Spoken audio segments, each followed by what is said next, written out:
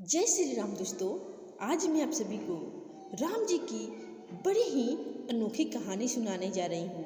अगर आप भी राम जी के सच्चे भक्त हैं तो इस कहानी को एक बार पूरे अंत तक जरूर सुनिएगा। राम जी आपकी भी मनोकामनाएं जरूर पूरा करेंगे। तो आइए कहानी को शुरू करते हैं। एक बार एक गांव में एक साधु रहता था। सारा दिन राम राम जपता रहता था और ढोलकी बजाकर कीर्तन करता रहता। उसकी कुटिया के पास जिस व्यक्ति का घर था वह उससे बहुत परेशान था। एक दिन वह व्यक्ति गुस्से में उस साधु की कुटिया में चला गया और कहने लगा कि तुम क्या दिन रात राम राम रटते रहते हो? तुम्हें तो कोई काम धंधा नहीं है, हमें तो कमाने जाना पड़ता है। तुम्हारी ढोलकी की आवाज़ से मैं सो नहीं पाता। साधु कहने लगा, तुम भी मेरे साथ राम राम जप के देखो, तब तुम्हें पता चलेगा कितना आनंद आता है। उस व्यक्ति ने थोड़ा झिझक कर कहा, अगर मैं तुम्हारे साथ राम राम जपता हूँ तो क्या तुम्हारा राम मुझे खाने के लिए रोटी देगा? तब साधु कहने लगा कि मुझे तो राम नाम की लगने लगी है। मुझे तो राम जी की कृपा से हर रोज भोजन मिल ही जाता है।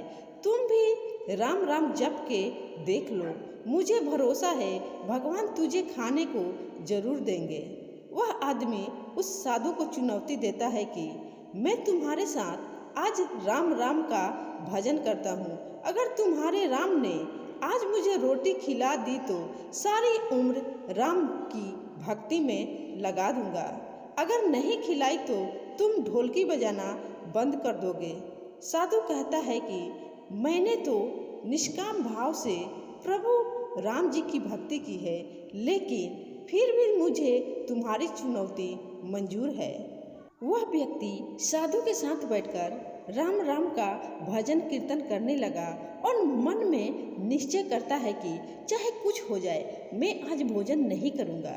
देखता हूँ इसका राम मुझे कैसे भोजन कराता है। राम राम का भजन करने के बाद वह सोचता है कि अगर अब मैं घर जाता हूँ तो मेरी माँ और बीवी मुझे खाने को कहेंगे और मुझे रोटी खानी पड़ सकती है, लेकिन मुझे साधु को चुनौती में हराना है। इसलिए वह घर जाने की बजाय गांव के पास के जंगल में चला जाता है। जंगल में एक पेड़ पर चढ़कर बैठ जाता है और वह सोचता है कि मैं सारा दिन इस पेड़ से उतरूंगा ही नहीं, अन्न का दाना भी नहीं खाऊंगा। इस तरह मैं साधु को हरा दूंगा और उसका ढोलकी बजाना बंद हो जाएगा।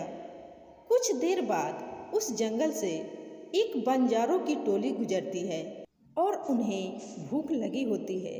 तो बंजारों का सरदार कहता है कि आग जलाकर यहीं पर खाना बना लो, अब खाना खाकर ही आगे बढ़ेंगे।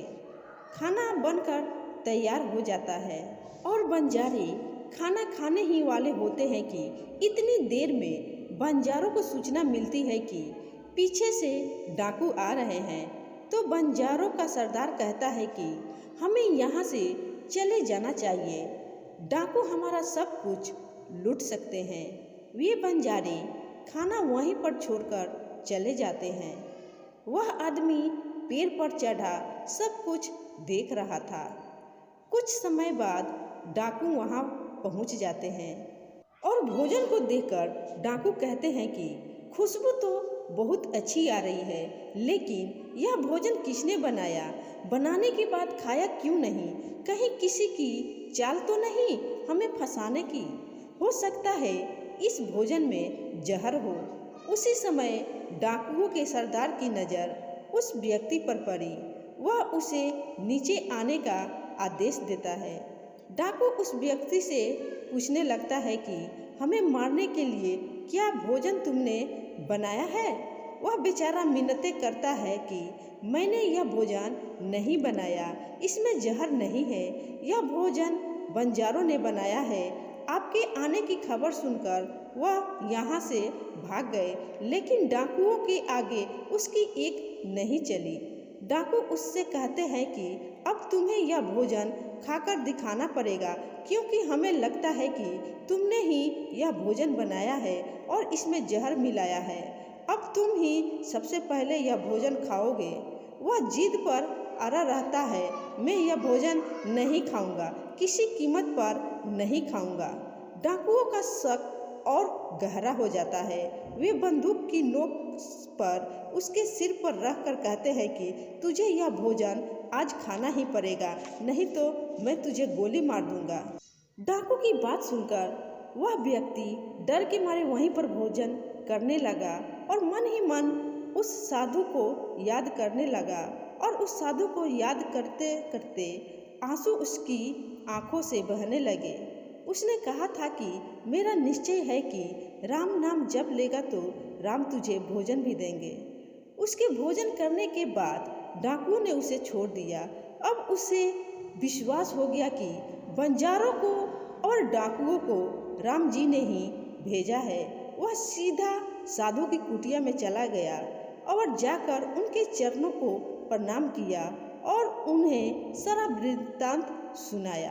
अब उस साधु से भी ज़्यादा उसे राम नाम की लगने लग गई। उसने अपना पूरा जीवन राम जी को समर्पित कर दिया। तो मेरे प्रिय दोस्तों, आपको यह राम कथा कैसी लगी कमेंट में ज़रूर बताना और कमेंट में जय श्री राम जरूर लिखना। और आप भी राम जी पर पूरा विश्वास करते हैं तो आज से अभी से राम नाम जपना शुरू कर दे। राम जी आपकी सभी मनोकामनाएं पूर्ण करेंगे। और मुझे सपोर्ट करने के लिए इस वीडियो को लाइक करके इस कथा को अपने दोस्तों में शेयर करें और इस चैनल को सब्सक्राइब कर लें। अगर आप दूसरों को सपोर्ट करेंगे तो भगवान आपको ज़रूर सपोर्ट करेंगे। तो आज के लिए इतना ही दोस्तों। जय श्री राम।